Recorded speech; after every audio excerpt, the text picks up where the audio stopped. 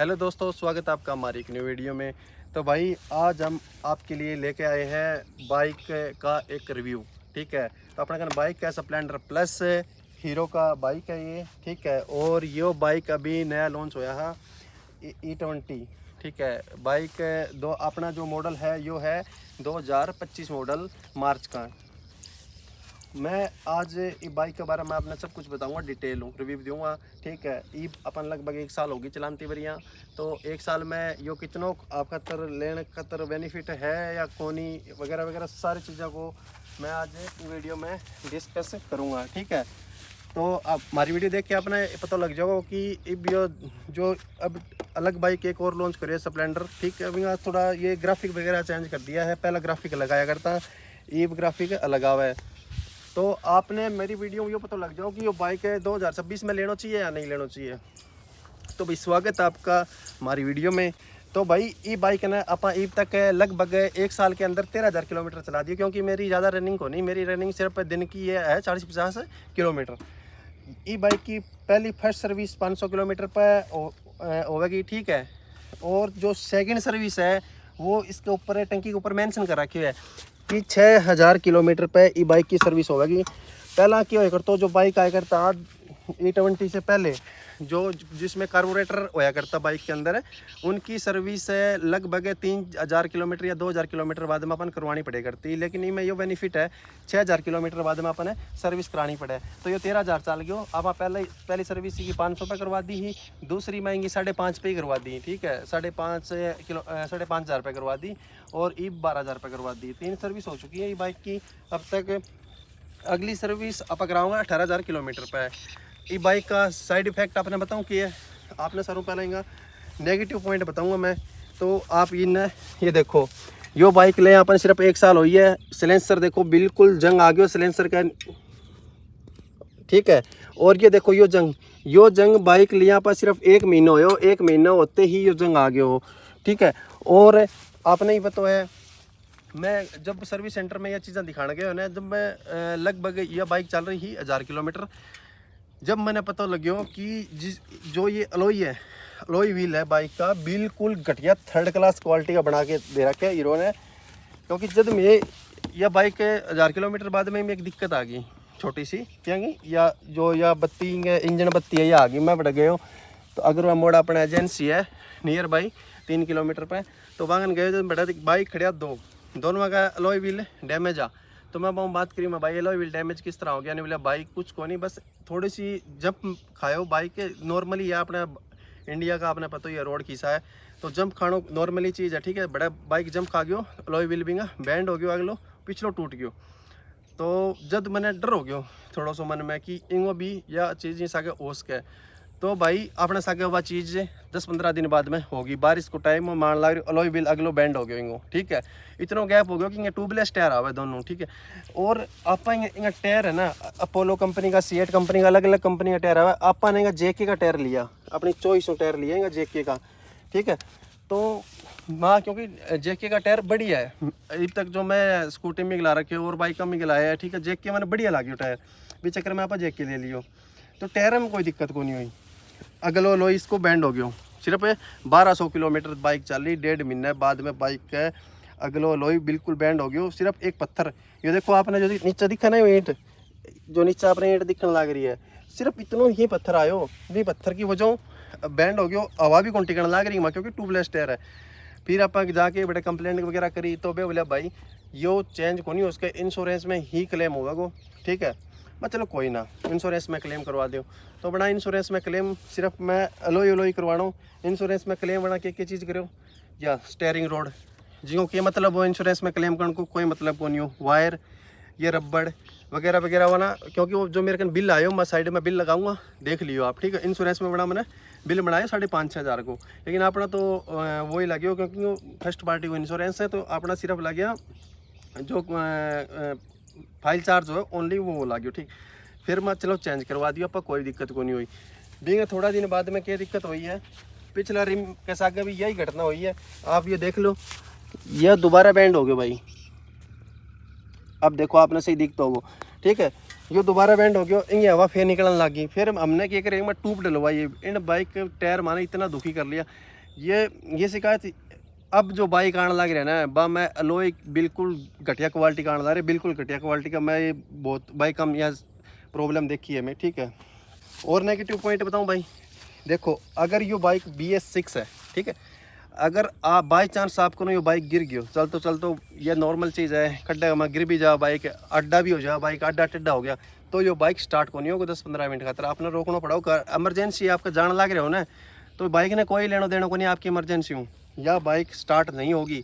उसका रीज़न ये fuel injector वगैरह है। एक भाई अगर बाइक गिर गयो तो इसके अंदर है एयर फिल्टर, उसके अंदर से बैक प्रेशर होके पूरे का ऑयल निकलने लग जाओ, आपने पूरा पता लग जाओ पूरे ऑयल ही ऑयल आ जाओ, ठीक है। ये जो इकट्ठे हो रहे हैं ना, इनको एयर फिल्टर चेंज कराए गए हैं। आपने इनको कलर अलग दिखता हो, अलग दिखता हो, क्योंकि ऑयल की वजह सारा हो गया, ठीक है। और जंग की तो आपने बता ही दी पहला, जो जंग ही जंग है। और इसके अंदर आप देखो कार्बोरेटर नहीं है, ठीक है, इसके कार्बोरेटर की जगह एक फ्यूल इंजेक्टर दे रखे है आपने, मैं दिखाऊं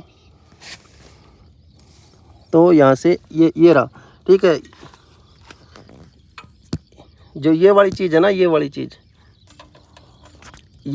है जो ये पाइप जा रही है, ये फ्यूल इंजेक्टर है। पहले यहाँ पे कार्बोरेटर आता था ऐसे करके गोल गोल, भी मैं खोलो भी सर्विस हो जाए करती, ठीक है, कोई दिक्कत वाली बात को नहीं। लेकिन ये इंजेक्टर और काम करके बहुत वो कर दियो, चलो कोई बात को नहीं, सरकार की पॉलिसी जो भी रही है कोई दिक्कत को नहीं, कर दियो वो कर दियो।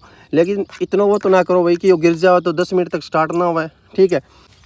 एक नेगेटिव पॉइंट और बताऊँ मैं, आपने बड़ा पॉइंट किया है, अगर बाइक बाई चांस आपको डाउन होगी, बैटरी डाउन होगी, तो भाई ये स्टार्ट नहीं होगा जब तक इन्हें करंट मिलेगा। आप कितना ही किक मार लियो, ये बाइक स्टार्ट नहीं होगा, आपने दूसरी बैटरी ले आके करंट इन्हें देना पड़ेगा जब ही ये स्टार्ट होगा, अदरवाइज ये बाइक स्टार्ट नहीं होगा। ये इनका मोटा मोटा सा नेगेटिव पॉइंट है, मैं आपने बता दिया। और बाइक चलाने में ठीक है, लंबे सफ़र की बाइक है को नहीं है, क्योंकि इनकी सीट है ना, यह बहुत पतली सीट है, क्योंकि बिल्कुल देखो ये बिल्कुल ऐसे बना रखी है, बिल्कुल सीधी। और जो यो आप देखने ला रहे हो वो में आपने लेना पड़ेगा, इसमें लो का आवा वेरियल, ठीक है। तो आपने यो हीरो कंपनी में ही लगवाए हो, ठीक है, यो लगभग यो 1000-1200 रुपया वो लग जाओ लेबर समेत, आप लगवा सको ओरिजिनल हीरो को, क्योंकि टॉप मॉडल स्प्लेंडर में यह चीज़ आवे लगी लगाई। इंडिकेटर भी टॉप मॉडल में लगा होगा। और एक झाड़ स्विच है जो चारों इंडिकेटर जो अपना फ्लैश करने खातर पार्किंग वगैरह में आप ये स्विचिंग माइक लगा रखी हो अलग से, इनका कोई दिक्कत को नहीं है, ठीक है। अगर आप ज़्यादा मॉडिफिकेशन करने की सोचोगे ना, लाइट वगैरह लगा दी किन्ना बिन्ना भी, तो यह बत्ती है ना, यह बत्ती इंजन की, यह बत्ती आ जाएगी, जिसको कोई इलाज को नहीं। इसको इलाज एक ही है कि आप इसने फिर सर्विस सेंटर लेके जाओगा, अगर वारंटी में तो वे करके दे देगा, अगर वारंटी में ना है तो 500 रुपया आपने चार्ज देना पड़ेगा। बिंगे बाद में बस बत्ती आपकी जाएगी, क्योंकि उसके बाद में वो जो लैपटॉप लगेगा इसमें और वो बत्ती उससे रिमूव कर देगा भाई इसका। अब आप पॉजिटिव पॉइंट पे बात करेंगे, नेगेटिव बहुत कर लिया, ठीक है, नेगेटिव। हाँ, एक नेगेटिव पॉइंट ये भी है भाई, इसकी जो हेडलाइट है में जो ट्यूब है ना, वो आपने चेंज करानी पड़ेगी बाइक लेने के बाद में, क्योंकि जमा 3rd क्लास क्वालिटी की लाइट है वो। आप चढ़ना जाओगे ना सड़क पर, अगर बाई चांस कोई आगे साधन आ गया तो आपने कुछ कौन देखा हो कुछ भी, तो आपने ये लाइट चेंज करवानी पड़ेगी। आप लाइट चेंज करवा के LED लगवा रखी है, वो बढ़िया क्वालिटी की लगवा रखी है, जो अपनी गाड़ी में लग रही है बढ़िया क्वालिटी की, ये भी बढ़िया क्वालिटी की लगवा रखी है, ठीक है। और ये नेगेटिव पॉइंट है, बस इतना ही है नेगेटिव पॉइंट, ठीक है। और दूसरा भाई, अब ये बाइक की कीमत आपने पता ही है, आप जब ले आपने जब बाइक करती है 87,700 के करीब है, ठीक है। लेकिन अब यह बाइक को प्राइस यो GST कम होने के बाद में घट रही है, ठीक है। तो ये अभी 80,000 है और 79 के लगभग मिल जाओगे, ठीक है। टॉप मॉडल पर जाओगा तो 7-8 हज़ार रुपया वो महंगा मिलेगा।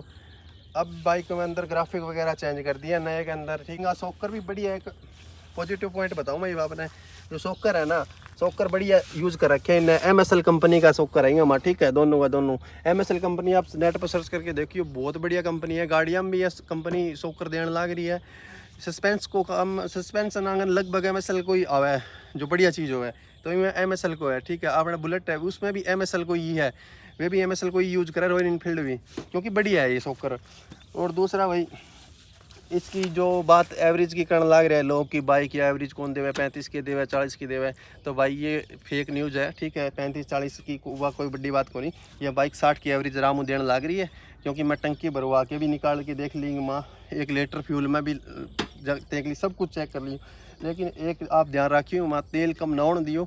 अगर तेल कम होगा तो इसमें मोटर लगी हुई है, एक पंप है, और उसके ऊपर क्या हुआ प्रेशर ज़्यादा पड़ेगा। अगर फ्यूल कम हो गया तो वो गर्म होना स्टार्ट हो जाए वो, क्योंकि उसके अंदर फ्यूल इकट्ठा रवा है इतना सा, यानी कि 250-300 ग्राम फ्यूल उसके अंदर रहा है, वो रनिंग में रहेगा। अगर वो कम हो गया तो बिंगे बाद में क्या होगा कि मोटर गर्म हो जाएगी और बढ़ जाएगी। या 4500 रुपये की मोटर है, 4500 रुपये का चक्कर में 100-200 रुपये का चक्कर में 4500 रुपये नुकसान ना करिए। तो तेल आप इसमें रखना ही रखना है 2-3 लीटर, ठीक है वह कोई। और बाइक चलाने में बढ़िया है, कोई दिक्कत को नहीं। इन्हें यहाँ पे भी देखो पहले नहीं आता था ये, इन्हें ये रिफ्लेक्टर वगैरह भी दे रखे है, ठीक है। और लुक वाइज बाइक एक नंबर की है, क्योंकि यह बाइक वही लोग खरीदा है जो आजकल का ये यूथ है, वही खरीदा है। क्योंकि गेड़ी बेड़ी मारने खातर या अगर नॉर्मल काम खातर या खेतों खातर, यह बाइक कुल मिला के बिल्कुल ओके है। और आपने यो जो इस पर दे रखी होगी E20 तेल ही डलवानो है, तो ये E20 तेल डलवानो कोई वो कंपलसरी को नहीं कि आप E20 ही एथेनॉल वाला गिलाओगे अंदर। जो 170 रुपये में तेल आवा है ना प्योर पेट्रोल, वो भी डलवा सको, कोई वो बीमा भी बढ़िया चल लगी, ठीक है। रिलायंस का भी डलवा लो, उसमें भी बढ़िया चल रहा है। ब्रिटिश पेट्रोलियम पे जो जियो का है BP, और मैं सारी जगह से डलवा के देख लिया, लेकिन रिलायंस सारा क्या है उसमें थोड़ी एवरेज बढ़िया काट दी है, थोड़ी स्मूथ भी चल है बिल्कुल। और इसमें 9.5 लीटर की टैंक है ये, मतलब कि जो डिलैक्स है उससे आधा लीटर 1 लीटर फालतू तेल आवा ही हमारा। डिलैक्स बाइक की में थोड़ा कम आवा है। डिलैक्स और स्प्लेंडर इन दोनों में बहुत ज़्यादा फ़र्क है भाई बाइक में, ठीक है। इसकी लंबाई उस डिलैक्स से थोड़ी ज़्यादा है। तो मैं या कोई कंपैरिजन वीडियो पर बनाना लग रही जिस दिन कंपैरिजन वीडियो बनाऊंगा ना, साइड में डिलैक्स खड़े होकर के रिंग यो खड़े होकर के, फिर भी टाइम बताऊंगा आपने कि दोनों में क्या फ़र्क है, सीट में क्या फ़र्क है, सस्पेंस में क्या फ़र्क है, सब चीज़ उसमें डिस्कस करांगा। यह वीडियो सिर्फ इनका पॉजिटिव और नेगेटिव है कि आपने खरीदना चाहिए या ना खरीदना चाहिए। अगर आप मतलब बेसिक काम करने खातर खरीदने लग रही होगी, खेत में चल जाऊँगा डो लेंगा, कुछ भी खेत की बरसीन ज्वार जो भी लेना है तो लेके आ जाऊँगा, तो भाई ले आओ, बिल्कुल ओके है, ठीक है। थोड़ी सी पानी बचा के रखनी पड़ेगी, या आधा कुदा मैं अगर ज़्यादा रेस दोगा इनावर करोगा तो यह बत्ती भी आ जाएगी, फिर 500 रुपये खर्चो लगाओ आपको अगर वारंटी आउट होने के बाद में। और वैसे बाइक में कोई दिक्कत को नहीं, बिल्कुल बढ़िया चलाना लग रही है। सर्विस टाइम टू टाइम करवाओ, यो हीरो ने बढ़िया काम कर दिया कि सर्विस का शेड्यूल टाइम डबल कर दियो, 3000 से 6000। ओके, तो भाई इतना ही अपनी वीडियो में। अगर आपने कुछ इससे ज़्यादा पता है इनके बारे में तो कमेंट में बता दियो, नेक्स्ट वीडियो में वह चीज़ आप कवर कर लेंगे। Okay guys, thank you.